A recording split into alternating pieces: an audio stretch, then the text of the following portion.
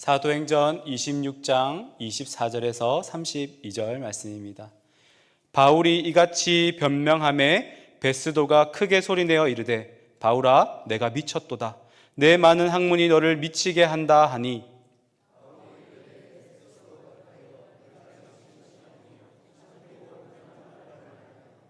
왕께서는 이 일을 아시기로 내가 왕께 담대히 말하노니 이 일에 하나라도 아시지 못함이 없는 줄 믿나이다. 이 일은 한쪽 구석에서 행한 것이 아니니이다.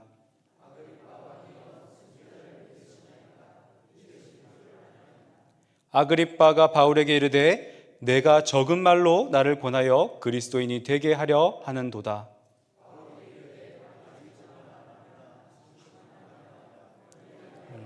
모든 사람도 다 이렇게 결박된 것 외에는 나같이 되기를 하나님께 원하나이다 하니라.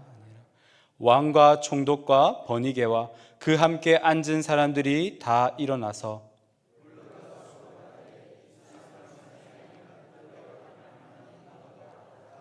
함께 읽겠습니다. 이에 아그리빠가 베스도에게 이르되 이 사람이 만일 가이사에게 상소하지 아니하였더라면 석방될 수 있을 뻔하였다 하니라. 아멘. 잠깐 벚꽃이 주는 설레임을 여러분들은 만끽하고 계십니까? 이처럼 우리의 짧은 인생처럼 벚꽃은 정말 짧은 시간 그 아름다움을 뽐내는 것 같습니다. 하지만 이 짧은 인생도 너무나도 빠르게 지나가기에 때로는 그것을 멈추어 서서 또 볼 수도 있어야 된다는 것을 우리에게 보여주는 것 같습니다. 이처럼 소중한 것을 놓치지 않는 우리 성도님들 되시기를 주님의 이름으로 축복합니다. 네, 우리는 계속해서 사도행전의 말씀을 살펴보고 있습니다. 바울은 3차에 걸쳐서 머나먼 전도를 마치고 이제 로마로 가기 이전에 잠시 예루살렘에 들렀습니다. 하지만 유대인들의 그 시기와 질투를 받아서 결국에는 바울은 고소 고발을 당하였고 뜻하지 않게 짧은 기간 머물 것이라 여겼지만 2년이라는 시간 동안 가이사랴에 감금이 되었습니다. 바울은 로마 시민권자이기도 했지만 바울은 죄가 지은 것이 없기에 곧 풀려날 것을 기대하였습니다. 하지만 오히려 더 긴 시간 동안 그곳에 잡혀 있는 것을 경험하게 되는 것이지요. 그리고 또한 총독이 바뀌면 그 당시 문화에 의하면 석방되는 것이 관례였습니다. 하지만 바울은 오히려 신문을 더 많이 받게 되었던 것이지요. 이처럼 어찌된 연유에서인지 베스도 총독이 바뀌고 나서도 여전히 신문을 받고 바울은 여전히 풀려나지 못하여서 바울은 직접 내가 로마 황제에게서 재판을 받아야겠다고 상소를 하게 되었던 것입니다. 똑같이 지지부진한 신문을 받고 있는 가운데 베스도는 자기가 판단하기가 어려워서 아그리빠 왕, 유대 지역을 다스리고 있던 그 왕, 그 유대 출신의 왕에게 자문을 구하게 되었던 것이지요. 이처럼 지지부진한 신문을 받고 계속해서 그것이 이어지고 지연되는 이유는 하나님의 뜻이 있었기 때문입니다.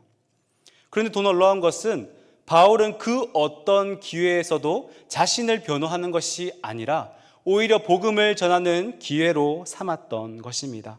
재판이든 신문이든 언제 어디서든 그가 전한 것은 예수 그리스도의 십자가 복음이었습니다. 그리고 또한 이제는 로마의 중심지로 가서 내가 그 복음을 전하야겠다. 예수님이 말씀하셨던 그 말씀을 따라서 그 사명을 이루기 위해서 내가 로마로 가야겠다는 것을 확신하고 있었던 것입니다. 이전 재판에도 그랬지만 오늘 아그리빠 왕이 참여한 신문에도 마찬가지입니다. 그는 복음을 전하고 있습니다. 때를 얻든 못 얻든 그가 한 행동은 모두 복음을 전하고 있는 행동인 것입니다. 오늘 본문을 통해서 바울은 그 이유를 밝히고 있습니다. 29절 하반절인데요. 함께 읽어보겠습니다. 오늘 내 말을 듣는 모든 사람도 다 이렇게 결박된 것 외에는 나와 같이 되기를 하나님께 원하나이다 하니라. 아멘. 이처럼 다른 이유가 아니라 모든 사람, 이 말을 듣고 있는 모든 사람이 결박된 것 외에는 나와 같이 되기를 바란다는 것이 바로 바울의 소원인 것입니다.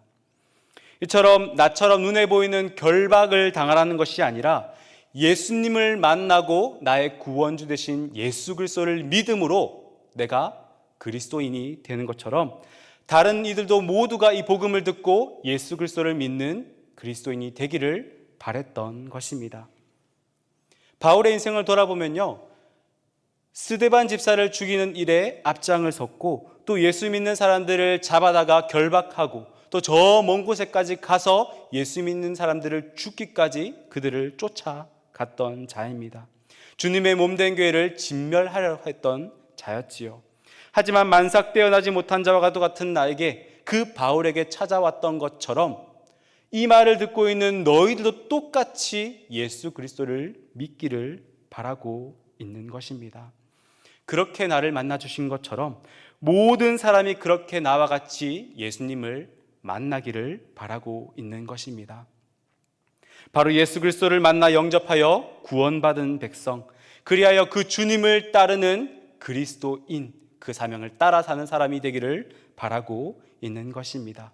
이것을 바라고 또 바라였기에 바울은 자신의 안위와 변호에는 전혀 관심이 없었던 것입니다. 오직 주의 복음을 전하는 것 외에는 다른 것에 관심이 없었습니다. 그래서 어쩌면 하나님께서 그 바울의 성정을 알기 때문에 가이사랴에 2년 동안 머물면서 바울의 건강을 회복시키셨던 것인지도 모르겠습니다. 하지만 이 말씀을 들었던 사람들의 반응은 어땠을까요? 오늘 베스도는 바울더러 이렇게 말합니다. 24절 말씀입니다. 우리 함께 읽겠습니다. 바울이 이같이 변명하매 베스도가 크게 소리내어 이르되 바울아 내가 미쳤도다. 내 많은 학문이 너를 미치게 한다 하니. 아멘. 유대 문화에 익숙치 않았던 베스도 총독은 그리스도에 관해서 어렴풋이 알고 있었습니다. 하지만 오늘 바울의 신문 과정을 통해서 바울이 예수 그리스도에 대해서 밝히 나타내었습니다.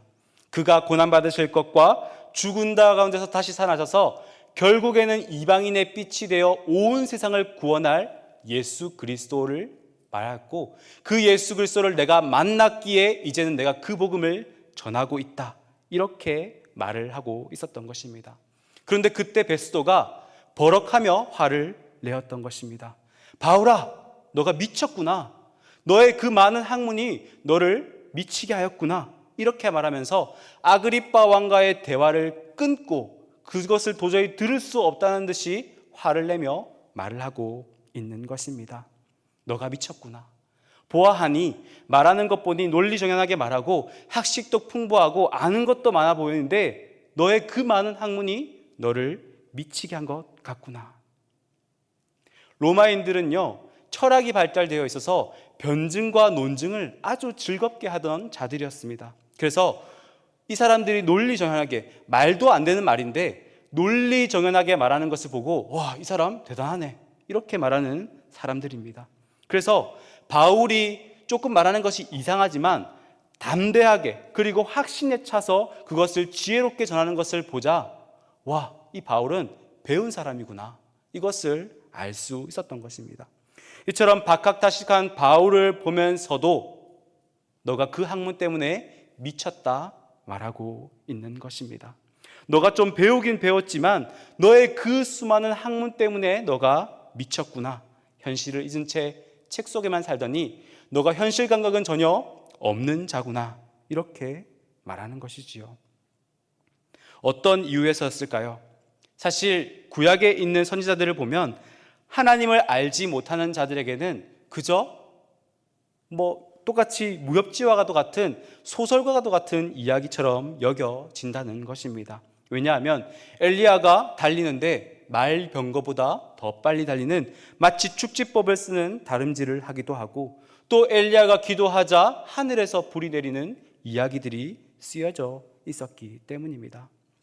이것을 보고 만약 바울이 나도 이것을 할 수 있다 말하면 당연히 사람들은 엉뚱한 사람이구나, 너가 축지법을 사용한다고 하면서 그 사람들을 비방하고 우습게 생각하며, 심지어 더 나아가서는 오늘 베스도가 말했던 것처럼 너가 미쳤구나, 이렇게 미친 사람을 취급한다는 것이지요.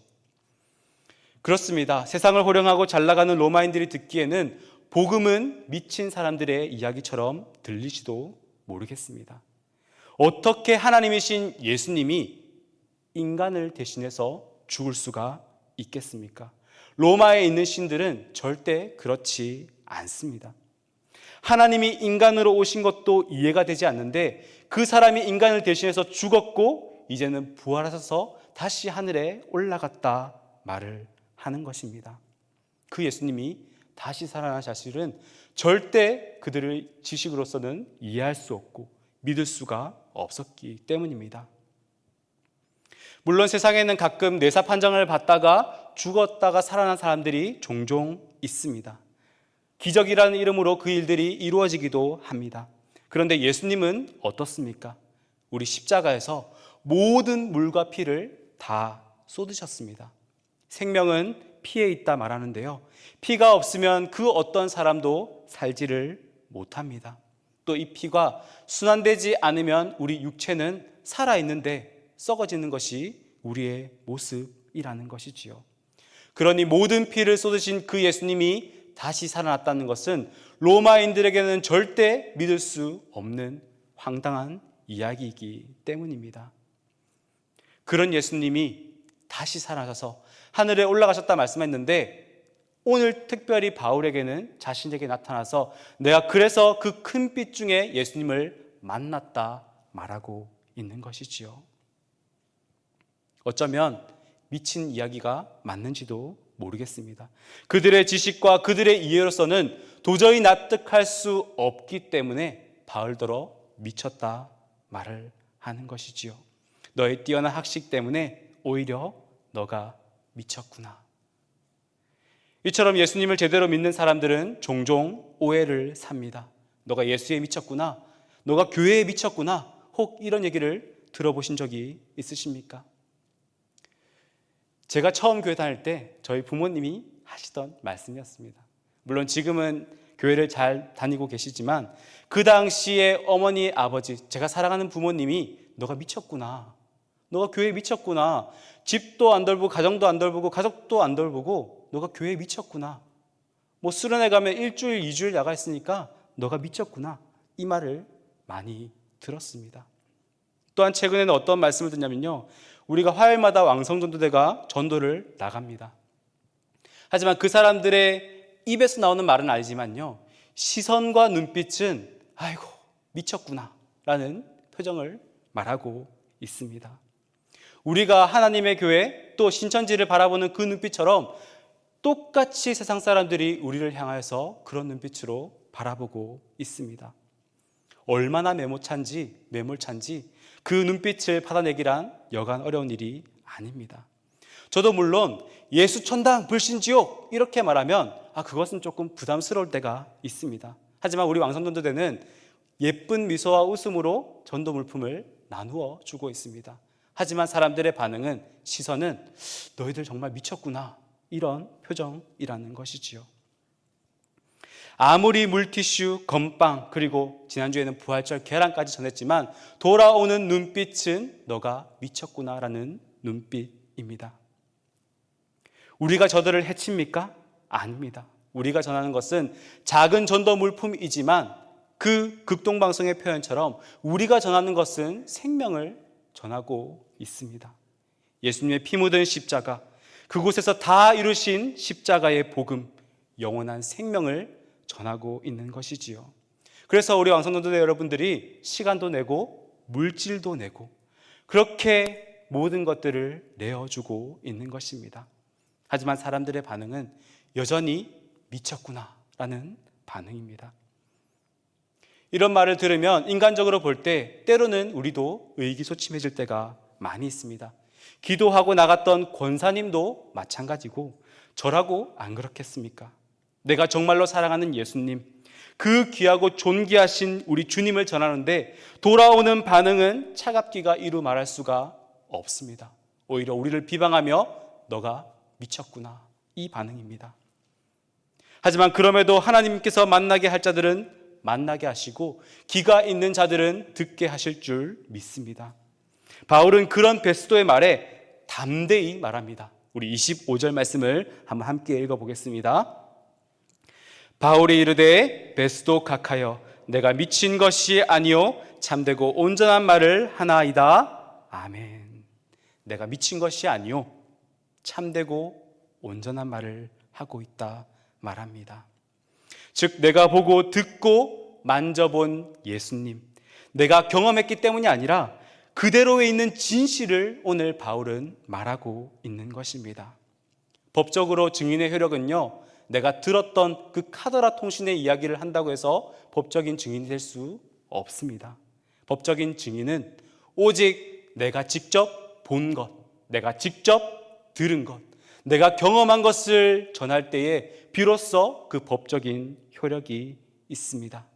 자신이 직접 보고 직접 듣고 그리고 부활하신 예수님을 경험했기 때문에 바울은 그것을 담대히 전하고 있는 것입니다. 내가 미친 것이 아니라 참되고 온전한 말을 하는 것입니다. 그러나 이것을 믿지 않는 자들에게는 그저 미친 소리로 들린다는 것이지요. 예전 저를 지도해 주셨던 지도 교수님께서 좋아하는 사자성어가 있었습니다. 불광불급이라는 말이지요. 미치지 않으면 미치지 못한다. 어떤 일에 열심히 골머리 미치지 않으면 어느 수준에 절대 미칠 수 없다. 그렇기에 무슨 일을 하려 할 때는 그 일에 푹 빠져서 그것을 열심히 할 때에 비로소 대단한 성과나 어느 정도의 수준에 오를 수 있다는 말을 뜻하지요. 하지만 저는 이 말을 굉장히 싫어했습니다. 그때 청년 때는요, 이것도 하고 싶고 저것도 하고 싶은데 계속해서 모든 것을 다 뒤로 포기하고 이것만 바라보고 가라고 하는 것이었습니다. 마치 경주마처럼 한 곳만 미친 듯이 보고 달려가라는 말씀이었지요. 그래야 비로소 뭔가를 이룰 수 있다 말씀하였습니다. 일상의 많은 부분들을 포기해야 되고 그렇게 열심히 해야 세상이 말하는 그 성공, 상위 1%의 삶을 살 수 있다라고 말씀하였습니다. 그 당시에는 너무 싫었던 말씀이지요. 물론 이것은 방향 없는 열심이나 또 억지로 했을 때는 이것이 안 좋은 말이지만 오늘 바울에게는 다른 의미로 다가옵니다. 불광불급, 바울에게 있어서는요, 그러려고 그런 게 아니라 가장 소중한 것이 이것이었고 복음을 전하는 것이 자기의 목숨보다 중요했기에 그는 복음에 미쳐 있었던 자였습니다. 그렇기에 다른 것은 보이지 않고 복음을 전하는 일에 그 모든 것을 다 뒤로 하고 다 해로 여기고 그가 한 것은 복음을 전하는 일이었습니다. 그런데 그렇게 미쳐야 비로소 우리의 한계를 넘어서 하나님이 일하신다 말씀하십니다. 바로 바울의 모습에 그것이 있었고 그 이유를 전혀 알지 못하던 베스도의 눈에는 그저 미친 사람처럼 보였던 것입니다. 무슨 차이가 있을까요? 어떤 차이가 있을까요? 바울은 예수님을 만났고 베스도는 예수님을 알지 못했기 때문입니다. 바울은 예수님을 알았고 우리는 예수님을 알았고 저들은 예수님을 모르기 때문입니다. 이처럼 주님을 제대로 만나면 이해되지 않는 것이 비로소 이해가 된다는 것입니다. 바울은 그 예수님을 만났습니다. 그렇기에 바울이 말한 것처럼 우리는 미친 것이 아니라 참되고 온전한 말을 하는 것인 줄 믿습니다. 비록 지금은 알지 못해도 그런 그들이 왜 그렇게 우리를 핍박하는지 알지 못해도 우리가 전하는 복음으로 인해서 그 씨앗이 뿌려지고 자라게 되고 열매 맺게 되어서 그들의 인생 가운데 무엇이 소중한지를 깨닫게 된다는 것입니다. 그런 그들이라 할지라도 예수님을 만나면 그들도 우리와 같이 고백하게 됩니다. 예수님은 나의 구주이십니다. 그리고 그 좁은 길을 감사와 기쁨으로 살아가게 되는 것입니다. 이건요, 단순히 전해 들은 말이 아닙니다. 단순히 전해 들은 말로는 절대 변할 수가 없습니다. 예수님을 핍박하고 만삭되지 못한 자 바울에게도 나타나신 것처럼 오늘 우리가 직접 예수님을 만나야 이것을 깨닫게 된다는 것입니다. 우리가 살아가는 그 삶 속에서 날마다 예수님을 경험하는 것이고 그 예수님과 동행함으로 복음을 전하는 것입니다. 그 위에 바울은 타겟을 베스도 총독에서 아그리빠 왕에게 향하게 됩니다. 유대 지역의 왕이었기에 예수님에 대한 사건을 이미 알고 있었고 또 유대 관련된 사항들을 잘 알고 있는 아그리빠에게 오늘 다시 질문하고 있습니다. 우리 26절 말씀인데요. 우리 한번 함께 읽어보겠습니다. 왕께서는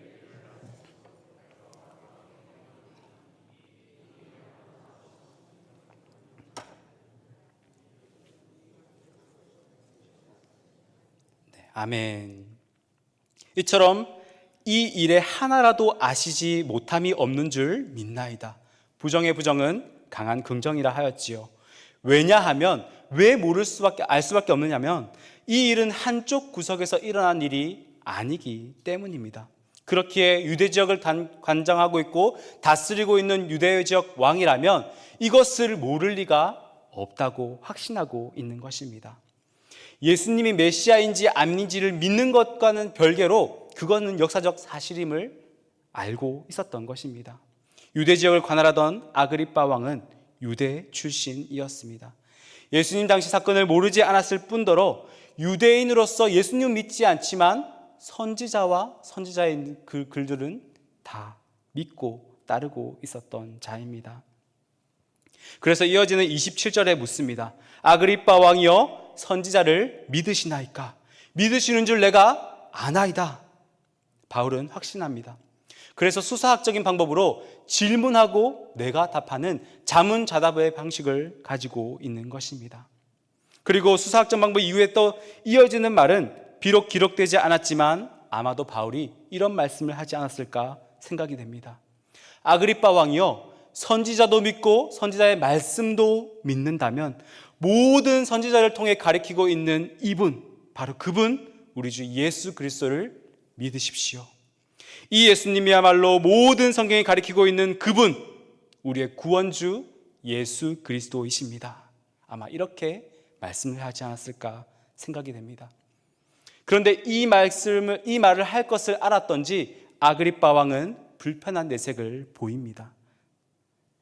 물론 이 아그리빠 왕도 유대인이었기에 모세오경에는 부활에 대한 내용뿐만 아니라 선지서에 있는 내용도 믿었습니다. 비록 사두개인은 부활의 신앙을 믿지 않았지만 대부분의 유대인들은 부활 신앙을 믿고 있었습니다. 그렇기에 이 아그리빠 왕도 부활 신앙을 가지고 있었던 자입니다. 그렇기에 그 부활하신 예수님, 만약 그 선지자가 가르쳤던 그 모든 말씀을 다 이루고 부활하셨던 예수님을 안다면 나의 구주로 고백해야 되는 것이 사실입니다. 하지만 아그리빠 왕은 불편한 감정을 드러냅니다. 이 반응은 믿는 것도 아니고 그렇다고 해서 외면하지도 못하는 사람들의 반응입니다. 분명히 말은 맞지만 내가 믿기는 싫은 것입니다.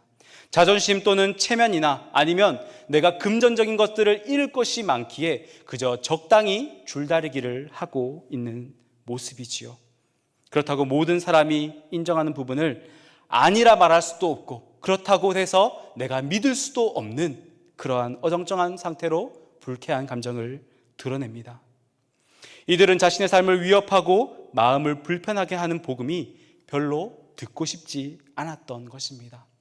가랑비에 옷 젖을까봐, 자신의 세상에 그 아름다운 옷들이 젖을까봐 그 비를 막기 싫어하는 것입니다. 선지자의 말씀을 믿기는 믿는데 예수님을 믿지는 않습니다. 예수 그리스도를 안 믿으면 거짓말쟁이가 되고 이 말을 믿자니 내가 잃을 것이 많았던 것입니다. 그저 적당히 자기들이 원하는 것만 취하려고 하는데 오늘 사도 바울이 질문을 하고 있는 것입니다. 가랑비 옷이 조금 젖으면 얼마나 찝찝하고 불편하십니까? 하지만 가랑비가 아닌 은혜의 소낙비를 맞으면 얼마나 시원한지 모릅니다. 오히려 그 찝찝함이 아니라 오히려 그 은혜의 소낙비를 맞으면 자유하게 됩니다. 이처럼 내 삶의 불편함으로 여겨지는 그 복음을 받아들이면 어떻게 되냐면 진리가 너희를 자유케 하리라는 그 말씀이 오늘 나의 인생 가운데 실현이 된다는 것입니다. 내 인생을 꽉 붙잡고 있는 그 모든 것들, 재물이며 지위며 명성, 이것에 얽매여서 더 이상 나아가지 못하는 신앙이 아니라 그 모든 것들을 내려놓아도 내가 기쁨으로 살아갈 수 있는 진리가 너희를 자유케 하리라는 그 말씀이 나의 말씀이 된다 말씀합니다. 아무것도 하지 못하고 결국 선택하지 못했던 그 아그리빠 왕에게 오늘 바울은 말하고 있는 것입니다. 그 예수님을 이야기하고 있는 것입니다. 하지만 아그리빠 왕은 끝까지 가랑비에 옷 젖는 것이 싫었습니다. 자신을 깨끗하게 해줄 은혜의 비임에도 불구하고 자신이 입고 있는 세상의 옷이 더럽혀질까 두려웠던 것입니다. 그래서 아그리빠 왕은 바울의 말이 끝나기도 전에 그것을 가로막습니다. 28절 말씀입니다. 아그리빠가 바울에게 이르되 내가 적은 말로 나를 권하여 그리스도인이 되게 하려 하는도다 하는 것입니다. 여기서 적은 말로는 적은 노력으로 또는 짧은 시간이라는 말로도 번역될 수 있습니다. 짧은 시간, 이 짧은 말로 지금 너가 나를 그리스도인이 되게 하려 하느냐 하며 마치 너의 그 의중을 다 알고 있다는 듯이 내가 예수 안 믿어도 너보다 더 나은 사람이야, 이것을 조롱하듯이 말씀하고 있는 것입니다. 바울은 그의 말을 받아서 또 한 번 재치 있게 말합니다. 우리 29절 말씀입니다. 우리 함께 읽어보겠습니다. 바울이 이르되 말이 적으나 많으나 당신뿐만 아니라 오늘 내 말을 듣는 모든 사람도 다 이렇게 결박된 것 외에는 나와 같이 되기를 하나님께 원하나이다 하니라. 아멘. 말이든 시간이든 많고 적음이 중요한 것이 아니라 오늘 진리의 말씀, 참된 말씀을 듣는 모든 사람이 나와 같이 되기를, 나와 같이 그리스도인이 되기를 원한다라고 고백하고 있습니다. 여기서 원한다는 단어는 헬라어로 유코마이라고 해서 기도한다는 단어와 같은 단어입니다. 바울은 아그리빠 한 사람만이 아니라 이 말을 듣는 모두를 지금 믿음으로 초대하고 있는 것입니다. 그들이 나와 같이 되기를 기도하고 있는 것이지요. 그 의미는 바로 부활하셔서 지금도 살아계시고 우리 삶 가운데 역사하시는 그 예수님을 믿기 바란다는 것입니다. 그래서 그 예수님을 만난 바와 같이 오늘 나와 같이 그리스도인이 될 것을 그들에게 초청하고 있는 것입니다. 이것이야말로 자신을 돌보지 않고 자기를 변호하지도 않고 끝까지 감옥에서도 복음을 전가하고 또 황제까지 상소하여서 로마에 가서까지 복음을 전하게 했다는 그 바울의 열정이자 원동력이었던 것입니다. 결국 이어지는 30절 이후의 말씀에서 바울의 신문은 끝이 납니다. 모두가 일어나면서 한마디 합니다. 이 사람은 사형이나 아니 결박을 당한 이유가 전혀 없다. 바울은 무죄다. 바울의 무죄는 이미 예견되어져 있습니다. 이전에 있었던 천부장 루시아와 또 베스도의 선언에 의해서 이미 선언이 되었습니다. 마치 예수님의 무죄함을 로마 군병들의 입과 빌라도의 입을 빌려서 그들의 죄가 무죄하다는 것을, 예수님의 죄가 무죄하다는 것을 말하였던 것처럼 그것을 상기시켜 줍니다. 그리고 아그리빠 또한 마지막 말씀에 이렇게 덧붙입니다. 이에 아그리빠가 베스도에게 이르되 이 사람이 만일 가이사에게 상소하지 아니하였더라면 석방될 수 있을 뻔하였다 하니라. 아멘. 바울은 아무 죄가 없습니다. 우리가 믿는 예수로 인해서 고난을 받고 있는 것이지요. 우리가 생각할 때는 풀려나는 것이 은혜인 것 같아 보이지만 여기에는 하나님의 비밀이 숨어져 있습니다. 여러 번 이것이 허락되지 않은 것은 그 속에서 하나님의 기쁘신 뜻이 있었기 때문입니다. 그것은 바로 바울을 통해서 세상의 중심이라 불리는 그 로마의 복음이 증거되어야 하기 때문입니다. 이 모든 재판은 하나님의 섭리 안에 있습니다.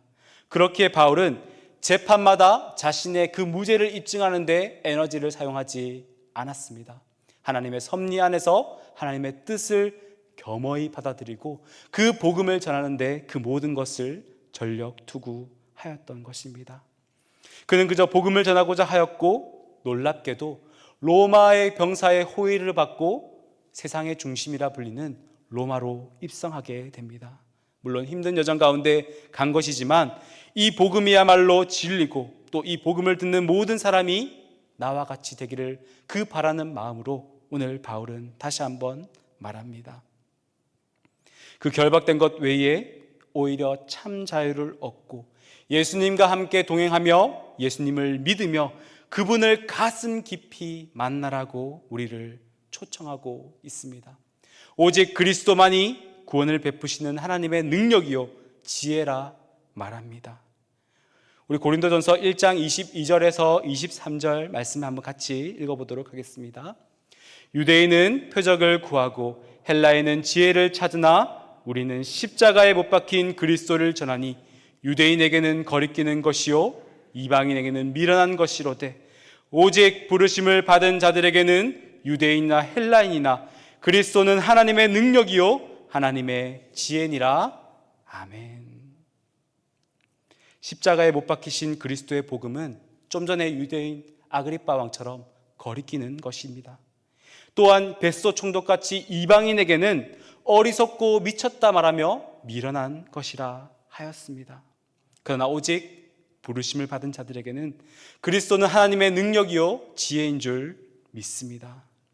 사랑하는 성도 여러분, 피 묻은 십자가와 부활의 복음이야말로 모든 사람을 구원할 진정한 능력임을 믿을 수 있기를 바랍니다. 이것이야말로 바울이 담대히 복음을 전할 수 있었던 이유고, 이 말을 듣는 모든 사람이 나와 같이 되기를 바라는 그 마음으로 기도하고 있는 것입니다. 이 믿음이야말로 우리로 하여금 움직이게 하는 것이고, 우리의 모든 수고를 들여서 거룩한 낭비를 하게 하는 삶입니다. 사랑하면 미련해진다 말하였지요. 사랑하면 효율과는 거리가 멀어지는 인생을 살아가게 됩니다.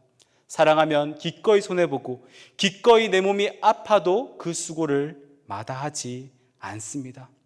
고난으로 뛰어드는데 우리의 표정은 오히려 더할 나위 없이 행복한 표정입니다. 안 힘든 것 아니고요, 여러분이 수고하는 것 절대 쉽다 말하는 것 아닙니다. 내게 능력 주시는 자 안에서 내가 모든 것을 할 수 있다 말했던 바울의 고백처럼 나 또한 예수 그리스도 안에서 이 모든 것을 행할 때에 나도 할 수 있다, 이와 같은 고백이 있기를 소망합니다. 말씀을 정리합니다. 우리가 가는 그 길이 때로는 미쳤다는 소리를 듣고 바보 같다 말하며 미련해 보이지만, 우리 모두 부활하신 예수님을 만났기에 우리는 참되고 온전한 말로 그 복음을 증거하기를 소망합니다. 예수는 그리스도이십니다. 예수는 그리스도이십니다. 십자가의 복음만이 하나님의 능력이요 지혜입니다. 풀려나도 진작에 풀려났어야 될 그 이해되지 않는 현실 속에서도 바울은 실망하지 않고 자신을 변호하지도 않고 그저 맡겨진 사명에 묵묵히 걸어갔습니다. 그 어떤 상황에서도 바울은 하나님을 끝까지 신뢰하였습니다. 성경의 수많은 인물들이 증인이고 그것을 믿음으로 우리의 믿음의 선배들이 그 가시밭길을 가셨습니다. 우리 또한 이 기쁨으로 이 길을 갈 수 있는 것은 우리 또한 부활하신 예수님을 만났고 그 예수님과 동행하며 살기를 원하기 때문입니다. 주님 가신 그 십자가의 길을 따라갈 때에 비로소 하나님의 놀라우신 사랑과 은혜를 깊이 경험하게 되는 것이지요. 우리에게 주어진 모든 기회로 하나님의 나라와 의를 먼저 구할 때에 하나님은 우리를 그 어떤 위협 속에서도 건져내시고 보호하시고 인도하실 줄 믿습니다. 삶 속에서 복음의 가치를 발견하고 누리고 또 세상에 들어가 복음을 전함으로 하나님의 기쁜 사명을 감당하는 저와 여러분이 되시기를 주님의 이름으로 축복합니다.